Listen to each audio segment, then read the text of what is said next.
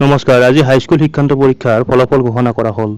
এইবাৰ 2023 চনৰ আমাৰ ৰাজ্যৰ মুঠ পৰীক্ষাৰ্থী আছিলে 4,15,324 গৰাকী আৰু ইয়াৰে উত্তীৰ্ণ হৈছে 3,01,880 গৰাকী। এইবাৰ আমাৰ মেট্ৰিক পৰীক্ষাৰ উত্তীৰ্ণৰ হাৰ 75.69%।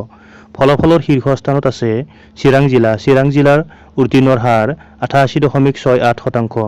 দ্বিতীয় স্থান অধিকাৰ কৰিছে শিৱসাগৰ জিলা। শিৱসাগৰ জিলাৰ উত্তীৰ্ণৰ হাৰ 88.40%।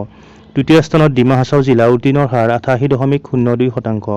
পঞ্চম স্থানত বাক্সা জিলা। উত্তীৰ্ণৰ হাৰ 84.19%। ষষ্ঠ স্থানত বঙাইগাঁও জিলা। বঙাইগাঁও জিলাৰ উত্তীৰ্ণৰ হাৰ 81.69%। সপ্তম স্থানত হাইলাকান্দি জিলা। হাইলাকান্দি জিলাৰ উত্তীৰ্ণৰ হাৰ হৈছে 79.20%। অষ্টম স্থানত আছে দৰং জিলা। দৰং জিলাৰ উত্তীৰ্ণৰ হাৰ 79.08%।